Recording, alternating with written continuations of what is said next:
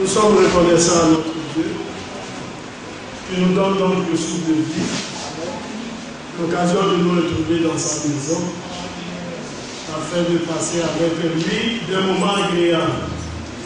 Que donc son nom soit loué et que son nom soit glorifié. Je vous salue donc dans le nom du Seigneur Jésus. Que le nom du Seigneur soit béni. Le frère nous a fait chanter du bon cœur, c'est vrai que j'étais de l'autre côté. C'était du bon cœur, alléluia. Oui, nous proclamons notre Seigneur Jésus, qui est le roi des rois. Et ça, c'est une réalité. C'est vrai que les hommes aiment louer les hommes. Et comme je le dis si souvent, lorsque ces derniers-là ne s'entendent pas avec ceux qui louaient auparavant, ils se font la guerre, ça devient de véritables ennemis. Alléluia.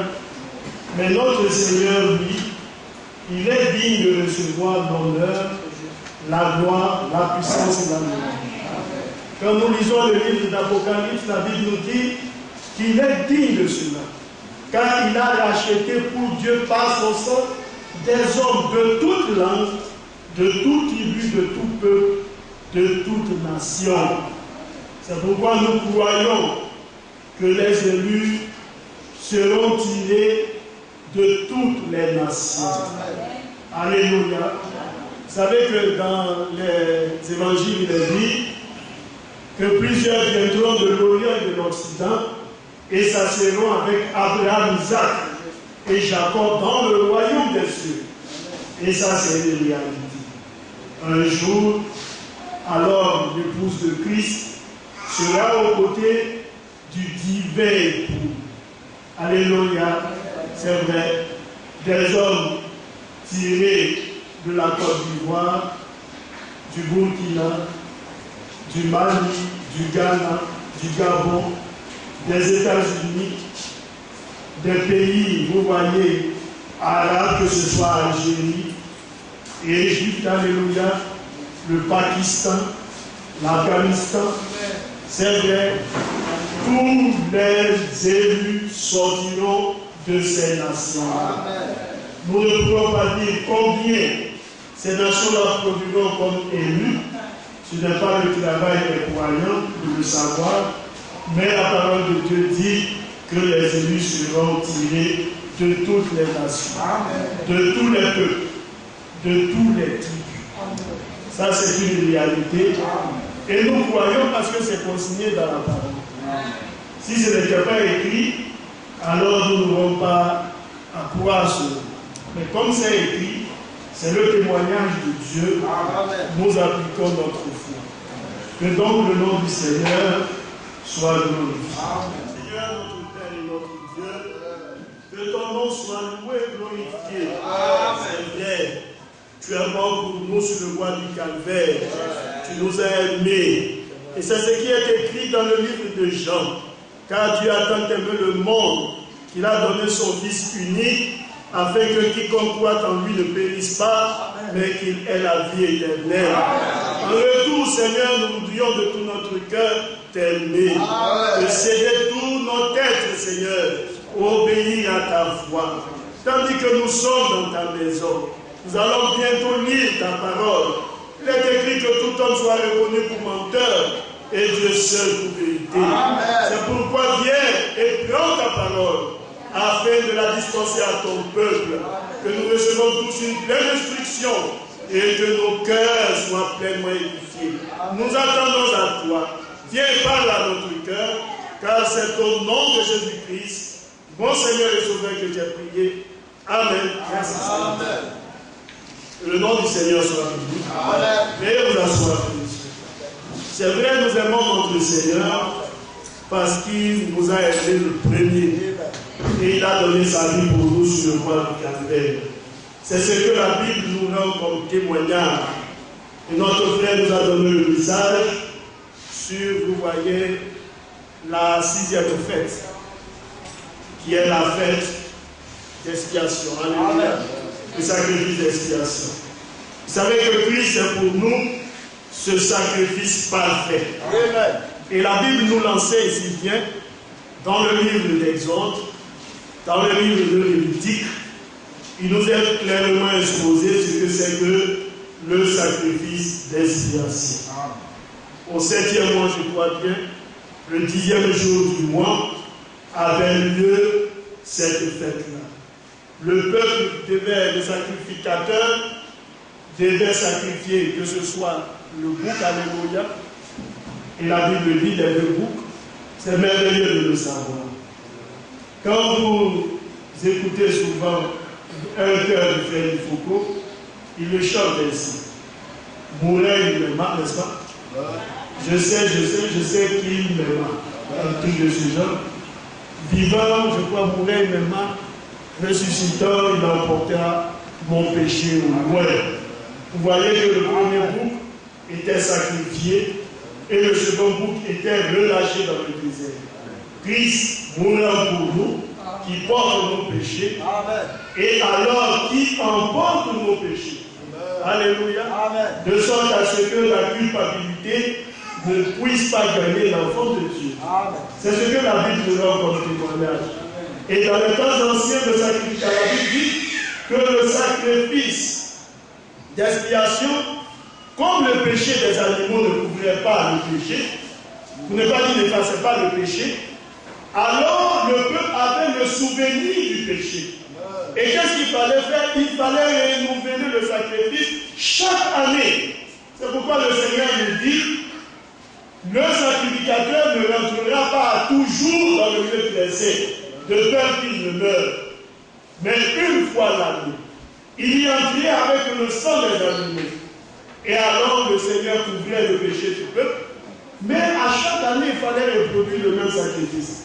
Mais avec le sacrifice de Christ, qui est un sacrifice parfait et divin, la Bible nous dit que le sang, lui, il ôte le péché. C'est pourquoi dans le livre d'Hébreux, la Bible nous dit le sang des boucs, la sang des vaches, appliqué sur ceux qui avaient péché, procurait la pureté à leur corps, mais il n'en est pas ainsi du sang de Jésus-Christ.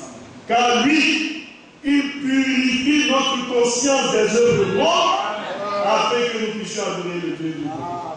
Et dans le livre de Romains, la Bible dit qu'il n'y a maintenant, c'est pas cela, c'est ainsi que Paul a dit, il y a maintenant plus de condamnation pour ceux qui sont en Christ Jésus. Dans la loi de l'esprit de vie, nous avons affranchis de la loi du péché et de la mort. C'est merveilleux de savoir cela, que quelqu'un a payé notre prix. Il y a un Dieu si grand, si fort et merveilleux, qui s'est soucié de moi un jour, qui est venu dans un corps de chair. C'est ce que Isaïe a dit. Isaïe 53. Il n'avait ni beauté ni éclat pour attirer vos regards. Et la Bible nous dit qu'il est venu comme une brebis qui était conduite à l'abattoir. Il n'a point ouvert la bouche. C'est vrai. Il a été injurié, il a été maltraité, il a été inconsidéré des hommes, mais la Bible nous dit, pourtant, c'est de nos péchés qu'il s'est chargé. Alléluia. Le châtiment qui nous donne la paix est tombé sur lui. Et par ses yeux, nous avons été guéris. Chaque croyant doit pouvoir le considérer. Le Seigneur à juger le Seigneur Jésus. C'est ce que la Bible dit.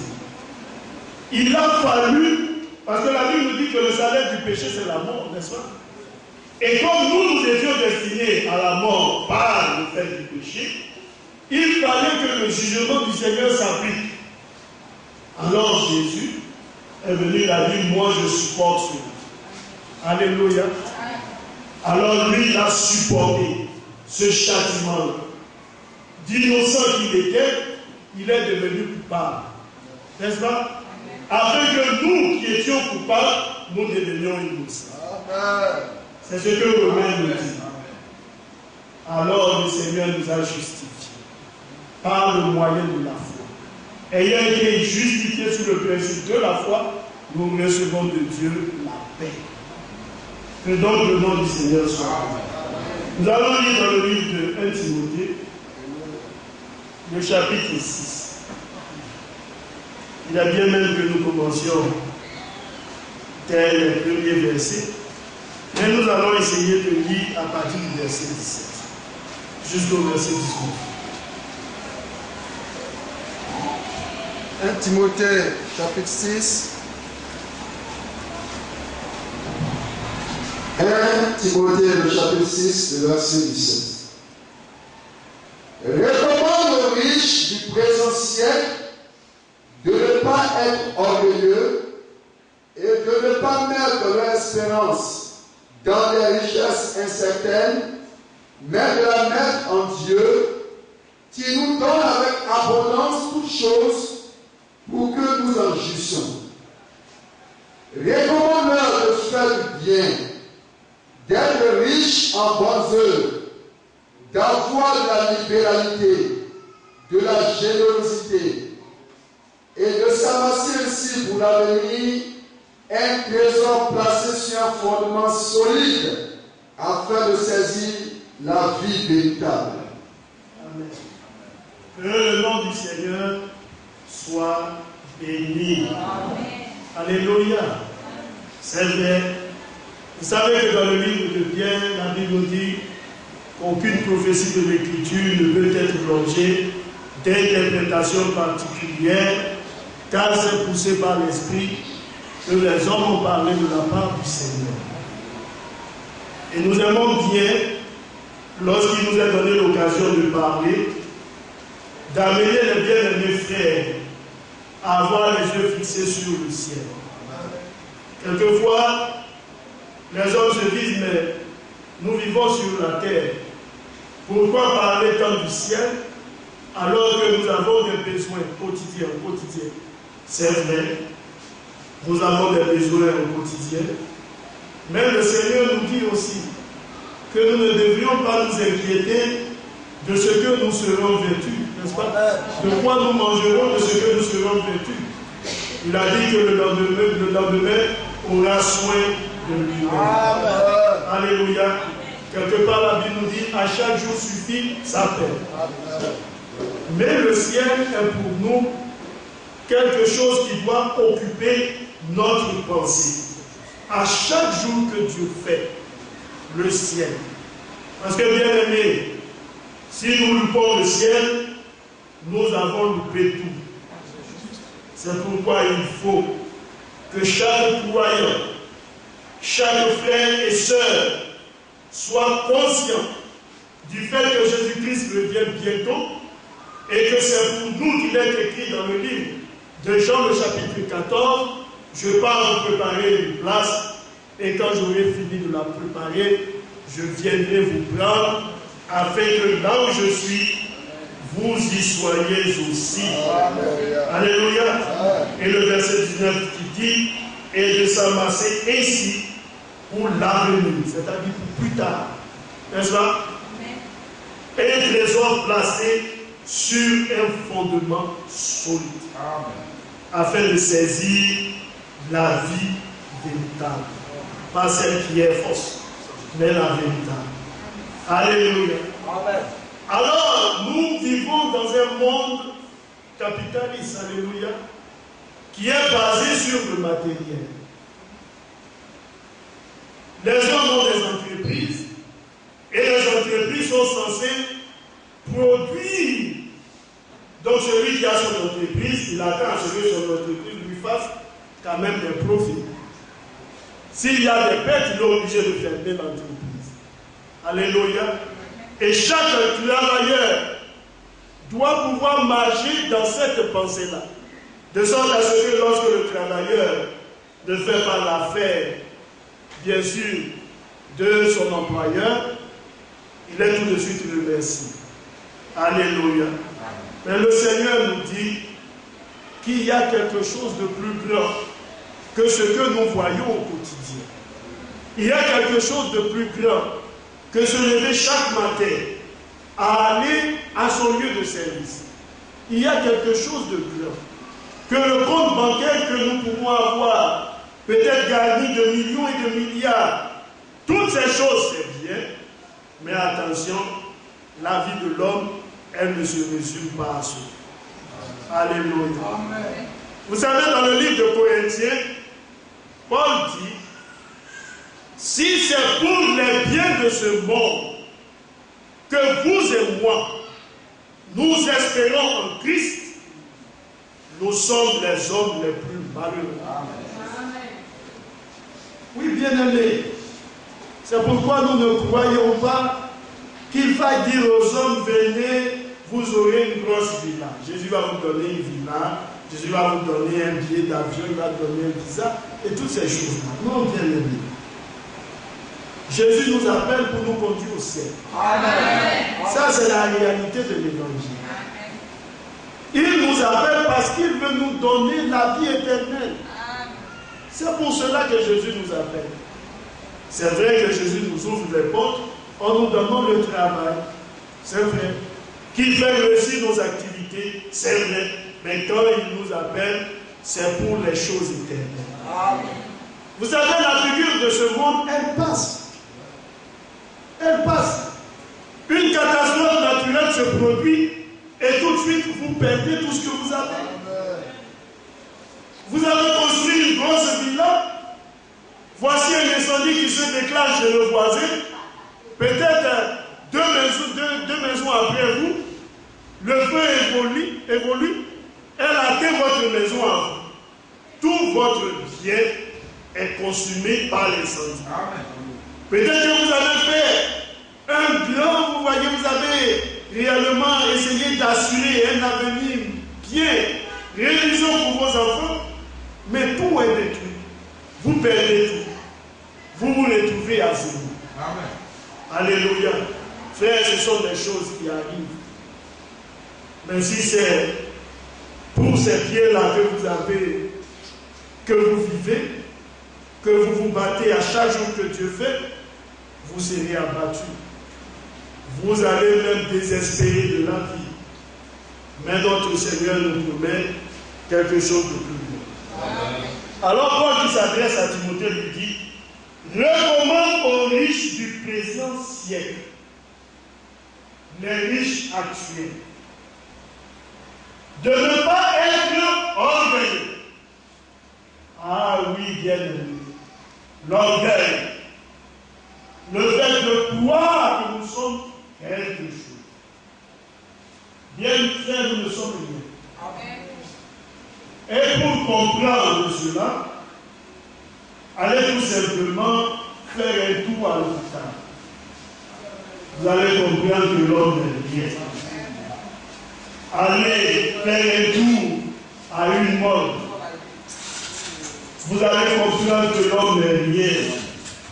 C'est vrai que les hommes, pour essayer de marquer l'esprit des hommes, ils essaient de construire ce qu'on appelle des caveaux quand les hommes décèdent. Ça, c'est pour tromper les hommes. On fait de jolies demeures. Mais vous savez comment Jésus a qualifié ça? Il dit c'est quoi des tombeaux? N'est-ce pas? Au dehors, là, c'est beau, ça c'est une image spirituelle. Au dehors, vous voyez ça, c'est beau, c'est réalisant. On met même le marbre, le carreau. Quand vous regardez ça, vous dites vraiment, nous-mêmes les hommes, nous cherchons à habiter dans des maisons un peu confortables. Et voici ce qu'on construit pour les morts. Oui, bien aimé. Mais à l'intérieur, c'est quoi? C'est des ossements pris. Amen. Alléluia. C'est ça la réalité. Le corps se décompose, vous rentrez à l'intérieur, vous ne verrez que des os, avec de la poussière. Parce que la parole, selon le livre de Genèse, doit s'accomplir. Tu es poussière et tu le trouveras. Alléluia. L'homme n'est absolument rien. Il bombe le torse, il marche, il utilise peut-être le parfum le plus cher qui soit possible, il sent bon, il mange bien, c'est vrai. Il dort dans une maison climatisée, le salon climatisé, la chambre est climatisée, ça c'est bien. Mais bien aimé, il n'est pas plus que l'homme. Il est le monde. Amen. Alléluia. Amen. Et la fin de tout homme, c'est d'être en Christ. C'est ce que la Bible dit. Amen. Devant la mort, il n'y a pas de vainqueur. Amen. C'est ce que Ecclésiaste nous dit. Amen. Personne ne triomphe dans ce combat. Alléluia. Amen. Oui, bien aimé. Mais pour le croyant, il y a quelque chose de Alléluia. Et ça c'est Christ à l'intérieur de nous. Alléluia. Vous savez que les gens ont dit cela. Quand il était dans la maladie, que le diable le malmenait, alors il a regardé, le Seigneur lui a ouvert les yeux. Il dit, je sais. Alléluia. Je sais que mon rédempteur se lèvera le dernier. Alléluia. Et quand il n'y aura plus de chair sur mes os, mes yeux le feront. Et non pas sur les nôtres.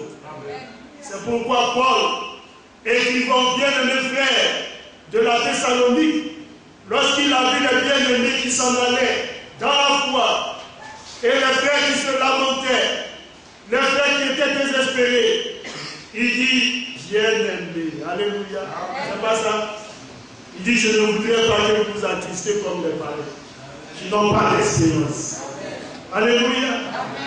Mais il dit, ne vous mettez pas en souci de ceux-là qui sont morts ou qui sont endormis dans le Seigneur. Alléluia. Car le Seigneur lui-même a un signal donné. Le cri de commandement. À la voix de l'archange et au son de la trompette, les morts en Christ ressusciteront premièrement. Alléluia. Et nous qui sommes demeurés vivants, Paul nous dit, nous serons tous changés. Et nous irons à la rencontre du Seigneur dans les airs.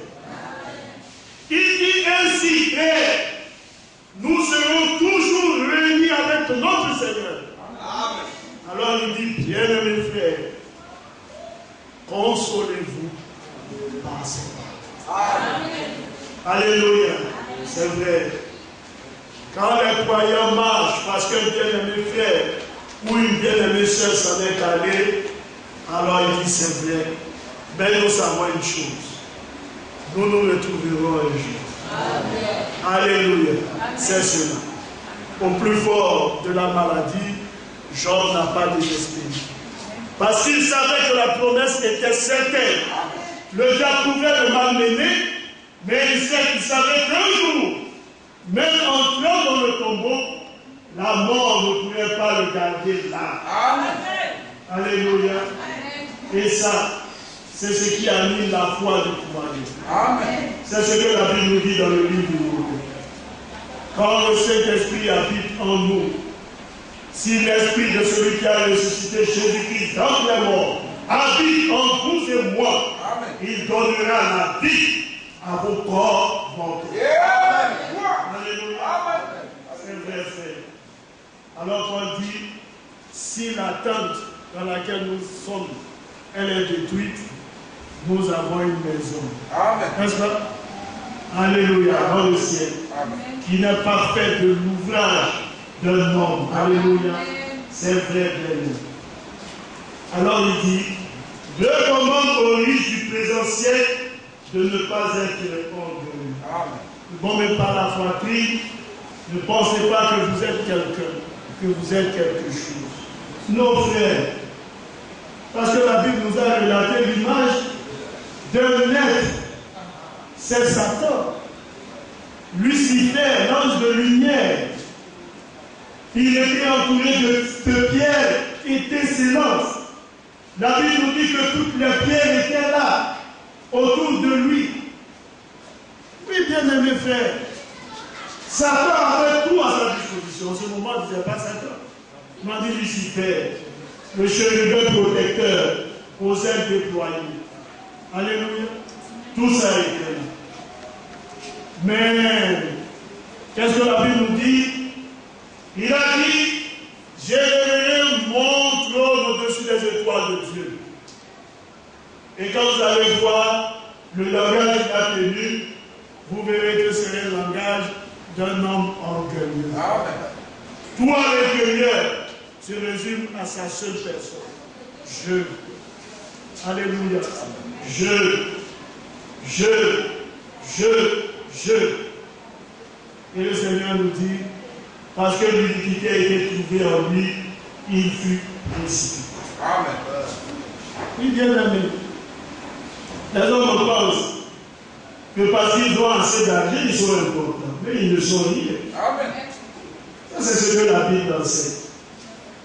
Le fait d'être archi-milliardaire ne fait pas de vous un homme qui possède la vie éternelle. Amen.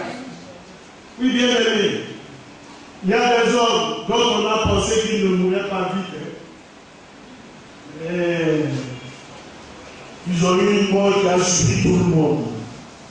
Je ne voulais même pas donner le nom de cet artiste mondialement connu.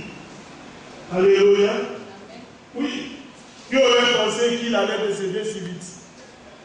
Mais quand même, vraiment. Avec toute sa fortune, tout l'argent qui était à sa disposition, il s'en est allé. Alléluia. Que penser de ces hommes qui avaient des comptes, vous voyez, en banque de milliers, de milliards? Ces présidents de République qui s'en sont allés malades. Oui, bien aimé. Ça, c'est la réalité de la vie. Amen. L'homme, face à la mort, est impuissant. Alléluia. Amen. Oui.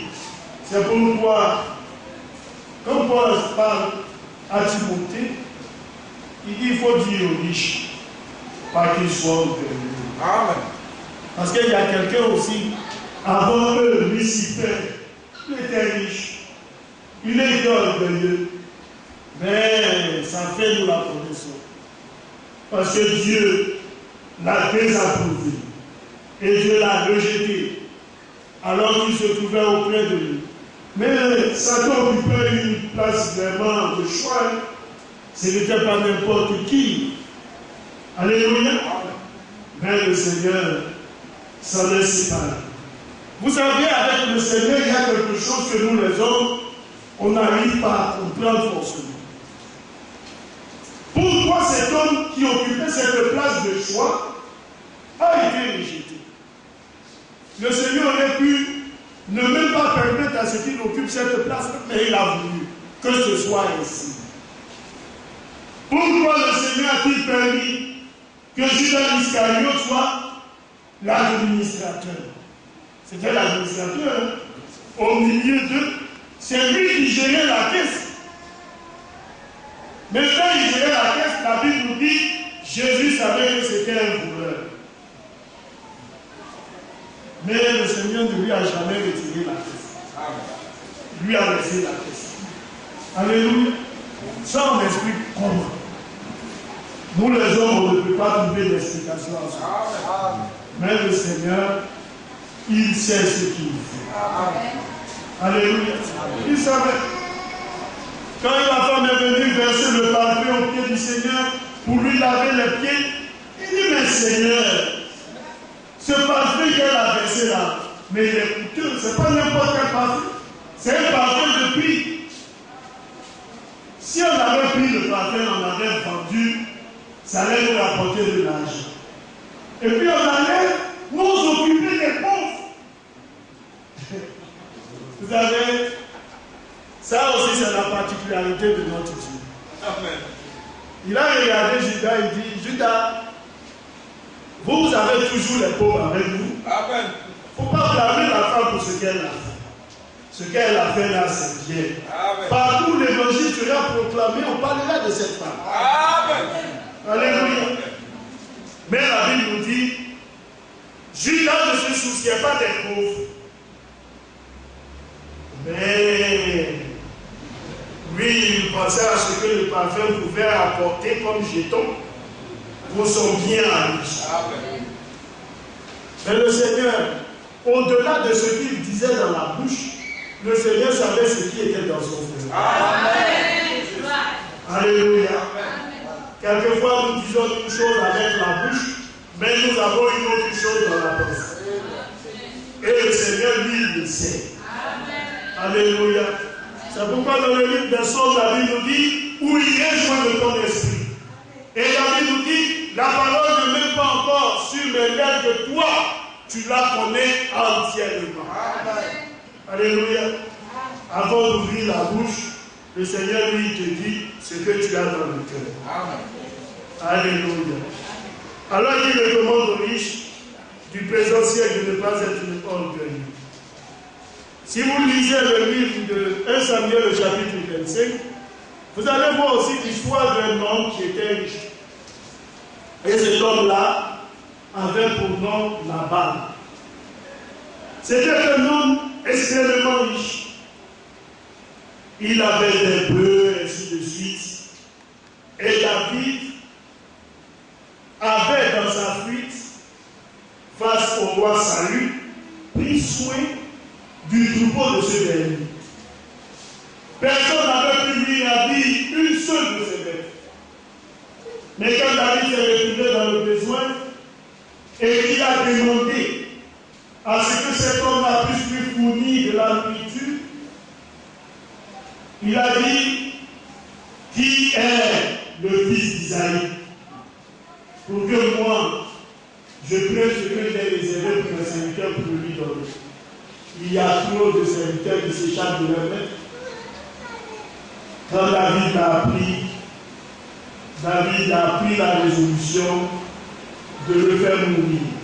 Lui, toute sa maison, mais il y a eu une femme. N'est-ce pas? Et cette femme-là, c'était Abigail. Dieu lui a mis la sagesse dans le cœur. Tandis que son maître était joyeux, parce qu'il était sous l'effet du vin. Oui, bien aimé, c'est ce que la Bible dit. Il était joyeux, stimulé par la poisson. Elle s'est levée, elle a amené toutes ces choses à David, alors que David venait à sa rencontre. Et David a béni le Seigneur. Parce que Abigail venait d'empêcher le massacre. Alléluia. La Bible nous dit, lorsque le vin fut passé et qu'il a retrouvé tout son sens, sa femme lui a dit ce qui s'est passé et son cœur fut changé à un cœur de pierre et une boule. Ça, c'est l'âge. Alléluia. Quand un homme a de l'argent et qu'il est riche, lui, il pense qu'il est un Dieu. Alléluia. Il parle avec mépris. Quand il s'adresse aux autres, c'est avec inconsidération. Parce qu'il a les moyens. Quand il parle, c'est pour vous rabaisser, pour vous signifier que vous n'êtes rien. Oui, bien aimé. Mais la vie, elle réserve souvent des surprises. Alléluia. Et des surprises désagréables. L'homme doit être humble. Alléluia. Humble. Et même très jeune. Alléluia. La Bible dit Dieu résiste aux orgueilleux, mais il fait grâce aux jeunes. Il faut être humble avec le Seigneur. Et c'est valable pour les frères dans la foi qui ont des fortunes. faut qu'il soit humble. Alléluia. Et c'est justement pour eux que l'Écriture s'adresse. C'est à eux que l'Écriture s'adresse. Le païen s'en fout. Mais le croyant, il est soumis à la loi de son Dieu. Alléluia. Quand on fait des activités et que Dieu commence à nous bénir, il faut connaître sa position. Alléluia. Autrefois, tu marchais à l'épreuve de l'eau, quand tu courais derrière le bus, quand tu étais en quête d'emploi, il faut te souvenir de ce moment. Et savoir qu'il y a un Dieu dans le ciel qui s'est souvenu de toi, alors que tu n'étais rien. Et il t'a pris de cet état-là pour t'amener à ce que tu es aujourd'hui. Il ne faut jamais l'oublier. Alléluia. Oui, bien aimé. Il faut toujours le garder à l'esprit. C'est pourquoi la Bible nous parle des jours des faibles commencements. Pas l'oublier, frère. Si tu l'oublies, tu risques de dégringoler. Alléluia. Parce que justement, quand tu as en tête ce que tu étais autrefois, alors tu sais comment te conduire quand Dieu te bénit dans le présent. Pour que l'avenir soit toujours un avenir radieux pour toi. Mais quand tu oublies le passé, c'est le passé là qui va ressurgir un jour au galop. Pour que tu comprennes que tu l'aimes bien. Alléluia. Alors nous avons dit de ne pas mettre leur espérance dans des richesses certaines. Ah frère, tu as travaillé, tu as eu des milliards. Dieu dit la richesse d'elle est incertaine. N'est-ce pas? Là où se trouve ton trésor, n'est-ce pas? C'est là aussi que se trouvera ton cœur. Et le Seigneur nous dit dans sa parole de nous amasser des trésors dans le ciel. Alléluia. Là-bas, la terre ne peut pas l'atteindre. Ce n'est pas possible. Les richesses de ce monde, vous voyez, toutes les influences de ce monde-là ne peuvent pas atteindre cette richesse-là. C'est la réalité. Alléluia. Oui, bien aimé. Remarquez que quand vous prenez le livre de Luc, vous verrez à l'intérieur un homme qui était aussi riche. Alléluia. Et la Bible, Luc, je crois le chapitre 6, si je ne me trompe pas, la Bible nous dit qu'il avait bien travaillé. Il avait eu de grands biens. Et vous savez qu'est-ce qui s'est passé? Il a dit en son cœur, je dirai à mon âme, réjouis-toi. N'est-ce pas? Mon âme, réjouis-toi. J'abattrai mes greniers. Je ferai ceci. Je ferai cela. Et puis le Seigneur lui a dit, insensé. Je te dis que la même nuit, ton âme te sera redemandée. Alors vous savez qu'est-ce que le Seigneur dit? Que servira-t-il à un homme de gagner le monde s'il perdait son âme ou se détruisait lui-même? Oui, bien aimé, ça sert à quoi? Toute la richesse que vous avez, tous les biens que vous possédez, ça ne vous servira pas à grand chose. Alléluia. Il faut penser au ciel. C'est pourquoi nous chantons ce chœur. Le temps est plein de transition. Et rien sur terre ne peut rester. Espère dans les choses éternelles. Alléluia. Oui, c'est vrai. Alors la Bible nous dit que ces richesses-là sont quoi? Des richesses incertaines. Dans des richesses incertaines, mais de les mettre en Dieu.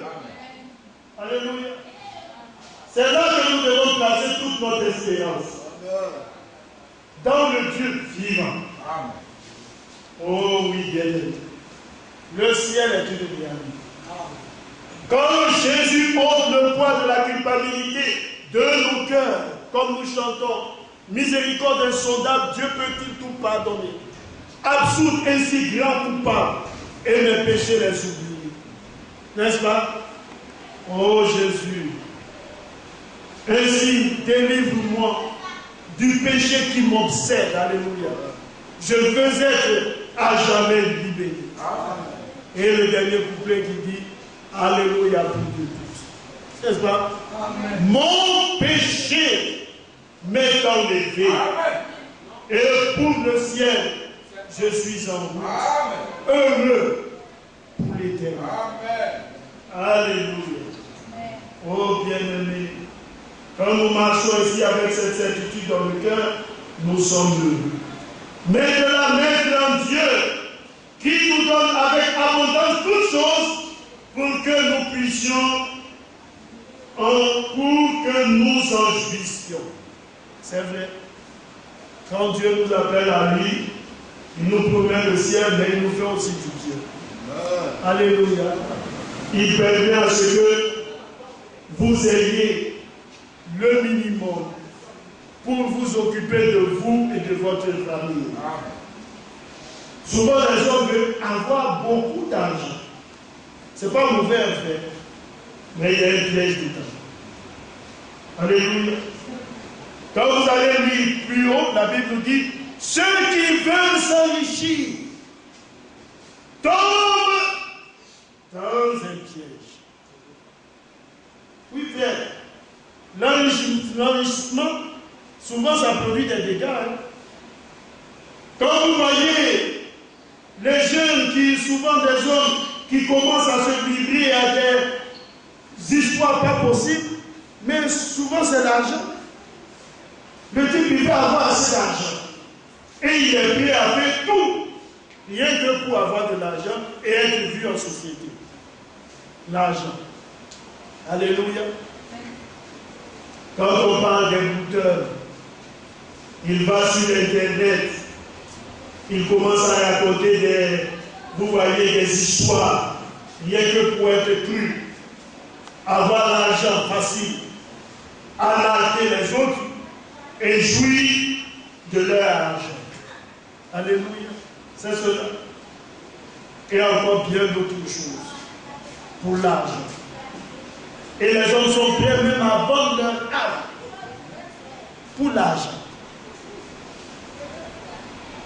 Avoir beaucoup d'argent, vivre peut-être 30 ans, 20 ans de bonheur, et puis quand tu es maintenant à la 27e, 28e année, tu commences à être anxieux. Parce que tu sais que le pacte que tu as fait là, c'est en train de se terminer et tu dois bientôt t'en aller. Ouais. En ce moment, on se rend compte que la vie là, elle est très importante. Oui, bien aimé.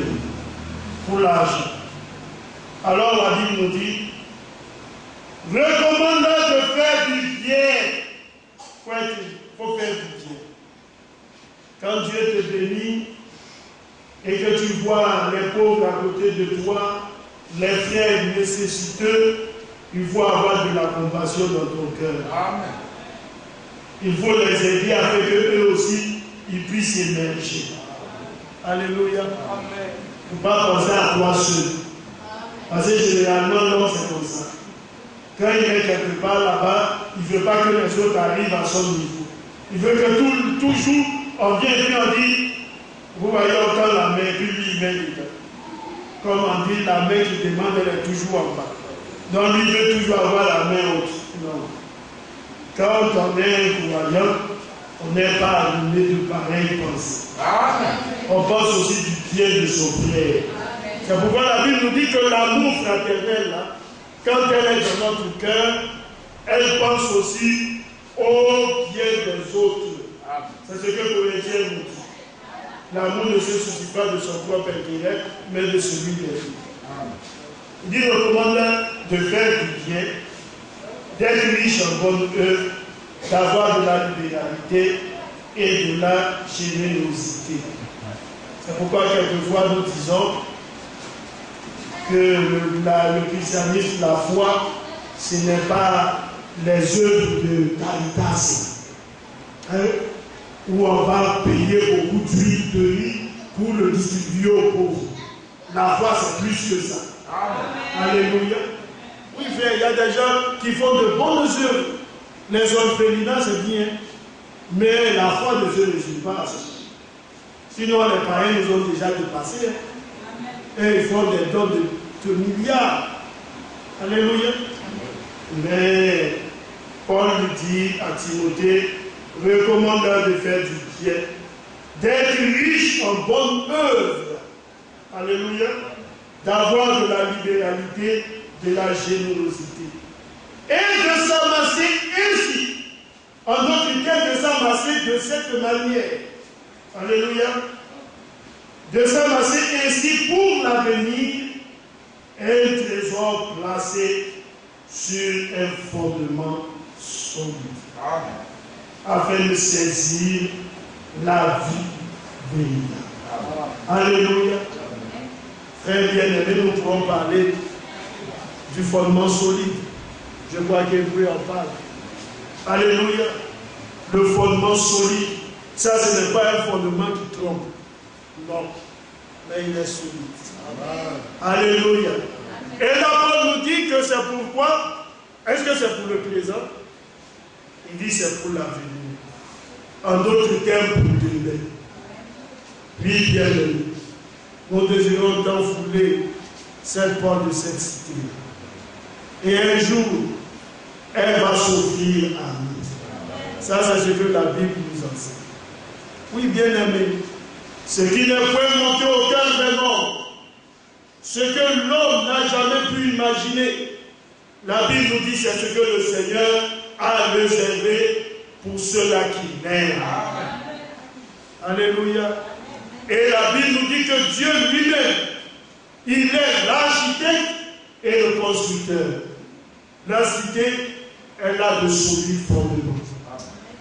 Bien aimé, les tremblements de terre secouent les nations, et alors les villes, vous voyez, les maisons s'écoulent, les villes subissent, vous voyez, des dommages. Nous avons le tremblement de terre en Haïti. Et nous avons vu combien de fois le pays est dans la souffrance de ce tremblement de terre. Alléluia. Oui, bien aimé.